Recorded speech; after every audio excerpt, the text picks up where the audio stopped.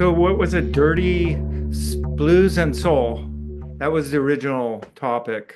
Was That that was the I title. didn't remember the blues and soul part. I just heard the dirty. Maybe I got overexcited. Yeah, I was thinking So, dirty. It could be in the content or it could be in the recording, the application of the music. So I have a little bit of each. all right. For some reason, I also sort of imagined the broader category of sleazy applying. I think that's fair. I don't know. Dirty. So anyway, I've got something. I would say that I've got sleaze more than dirt. Oh, some dirt, some sleaze, some stuff that's a little bit bluesy, maybe, but I'm neither a blues nor a soul person. All of Yeah. my picks are not exactly in genre. Okay, so my first choice is Slim Harpo. It's the greatest hits by Slim Harpo. And he actually had hits in the 60s. And all my dirty practitioners are from Louisiana this year. And he's like a purveyor of swamp blues coming from deep in the bayou. So he sort of spent his time in New Orleans and Nashville and recorded for Excello label. This one happens to be on Rhino, so it's a re-release, but it's got all the stuff that you need. Baby, scratch my back, King Bee, shake your hips, buzz me, baby. Definitely dirty. It's got to mean something. I thought it's like ring my bell. Oh wait, that's dirty too. Yeah. Well, it's got the tip on in part one. That's like a classic of New Orleans. So anyway, so the inspiration for the Stones, evidently that's documented.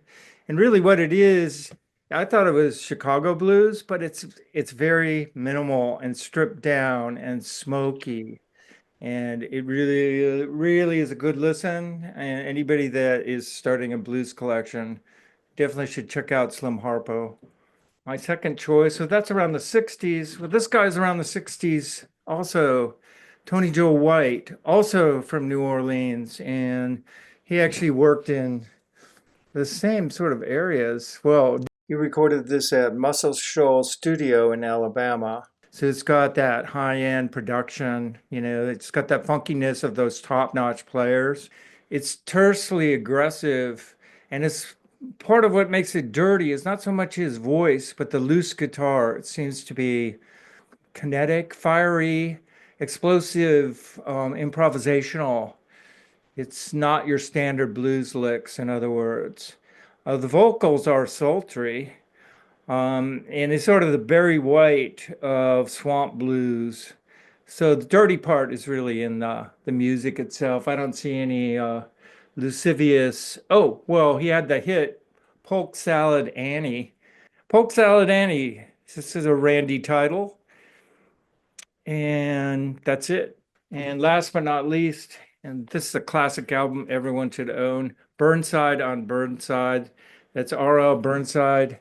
It's sort of in the genre of hill country blues or juke joint blues. So released by Fat Possum. He actually was embraced by punk and garage in the 90s and became a big hit and started touring and started releasing albums like this one. This particular album was nominated for a Grammy. I'm not sure why, because it is pretty rough and dirty.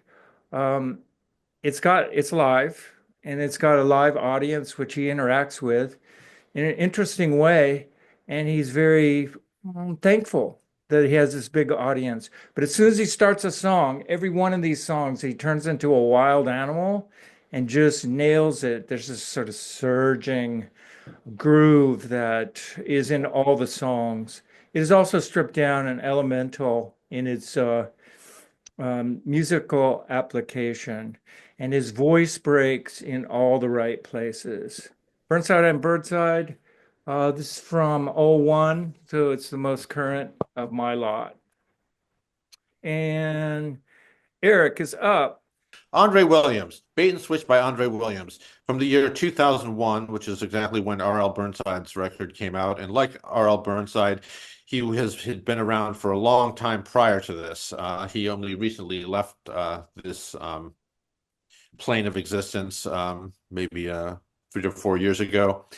But Andre Williams was a great sleazy uh, blues and soul crooner who had roots back in the doo-wop era. An early notable track by him was Jailbait, and here, decades later, he's keeping the fires burning with uh, I Ain't Guilty, a song with Rudy Ray Moore himself. There's another one that I was not on this album. Well, he's also done duets with Ike Turner, and here we've got Ronnie Spector as well. But anyway, I digress. Um, Along the lines of the jailbait, he's got bait and switch, put that skillet away, sling it, bang it, and give it cab fare home, and so on. Uh, your stuff ain't the same. I don't know. Lots of dirty sounds here from a dirty old man who would go on and keep chugging and plugging for another couple decades yet. So this late in his career, he did stuff with Quintron. So, People. all right, all right. Item number two, the sensational Alex Harvey Band. Alex Harvey being a Scotsman who had a solo career. The sensational Alex Harvey Band is kind of its own monster. But anyway, he is 70s hard rock. And if you want to know where Bon Scott and AC/DC kind of got their sort of um, sleazy yowl, then I would say it's probably right here. He's got gut punching, boot stomping, innards twisting, hard rock from a guy who likes to give songs titles like Swamp Snake and Gang Bang. Anyway, there's also something called Giddy Up a Ding Dong, which might be some kind of metaphor. I'm not sure.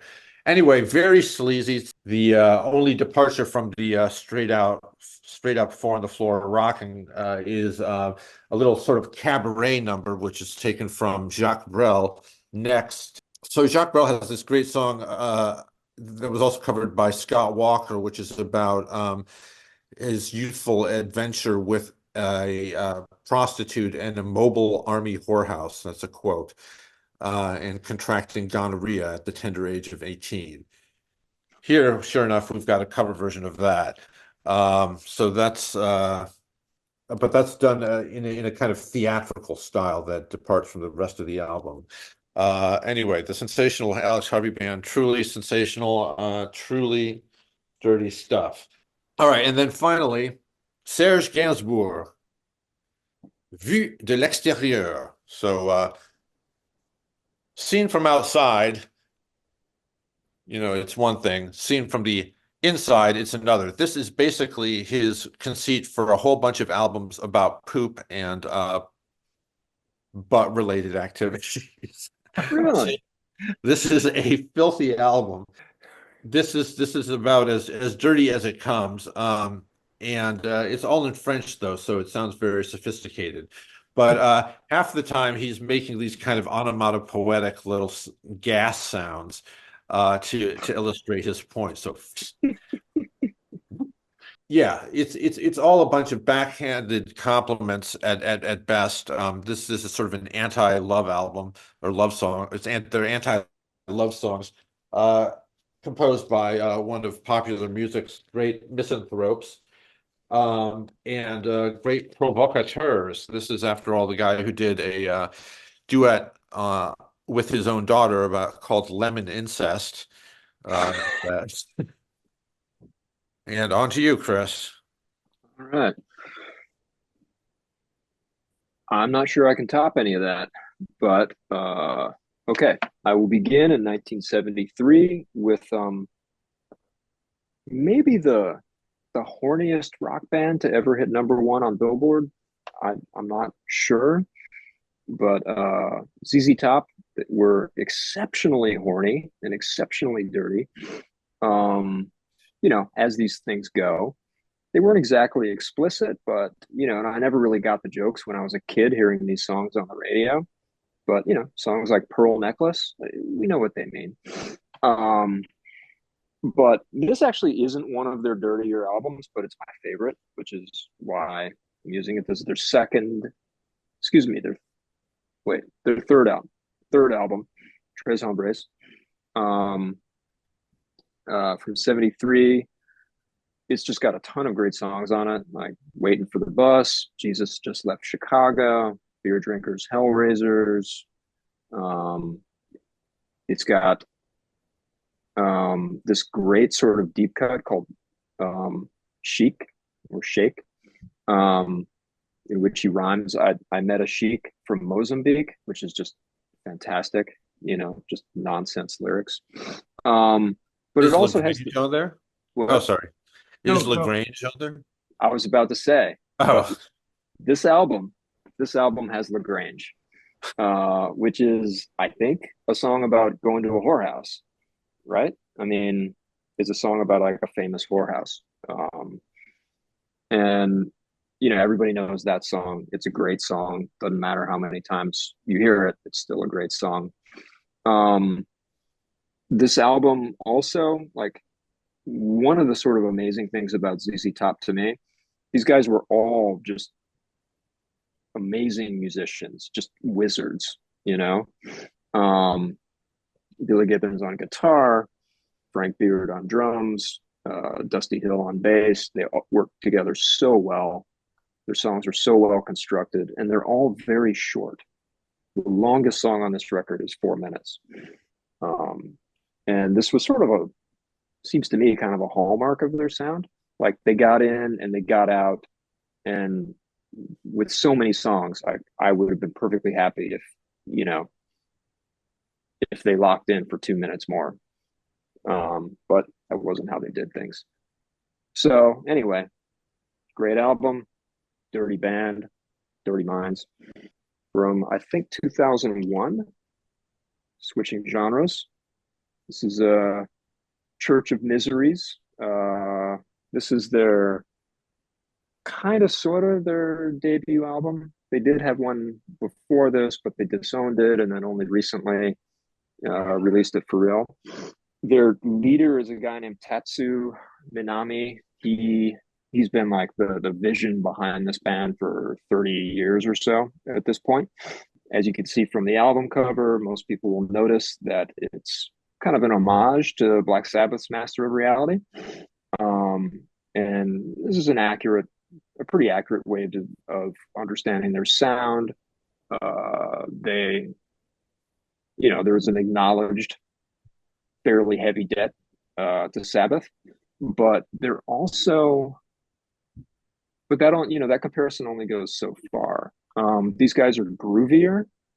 They're bluesier for the most part, and they're kind of darker. They're darker and more evil because the one sort of thing that everybody notices about these guys that I haven't mentioned yet is that all their songs are about serial killers or mass murderers, um, which is a detail that creeps some people out anyway, but it's the music that I listen for, because this guy, Tatsu, I believe he writes all the songs. He's the bassist.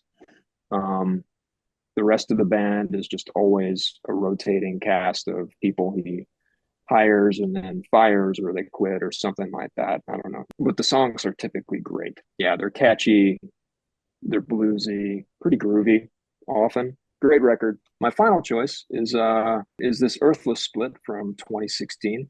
So Earthless, they're a heavy psych band from San Diego.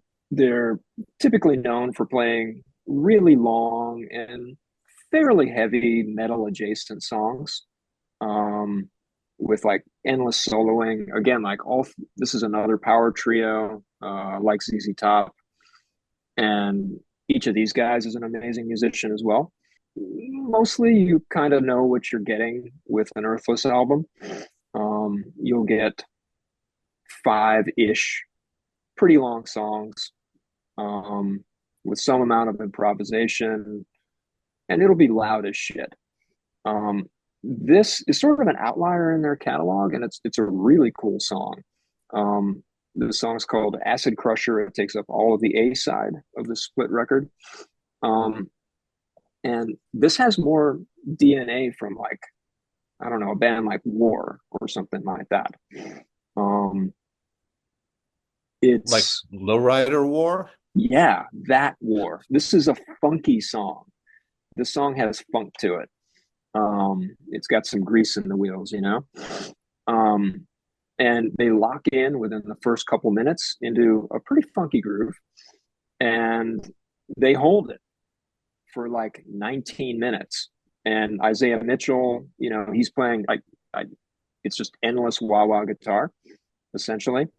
But he takes off on a solo somewhere around, I don't know, the middle of the song, and it pretty much continues until the end of the song. You know, all while what's the drummer's name? Mario Rubalcaba, I think. I'm not sure I'm pronouncing his last name right. He used to be a pro skater. But in any case, he's a great drummer. But he's just pretty deep in the pocket for this whole song. It's a great song. That's it. But I will say that each of these three bands, I have seen them all live, and I would say that I've seen at least one show from each band that would land in my top 20 of concerts I've ever seen. So all great live bands there. Oh, some dirt, some sleaze. Could be dirty. Oh, some dirt, some sleaze. Could be dirty. Oh, some dirt, some sleaze. Could be dirty.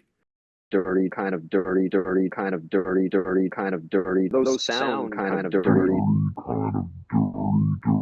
Sling it, bang it, and give it cab fare home.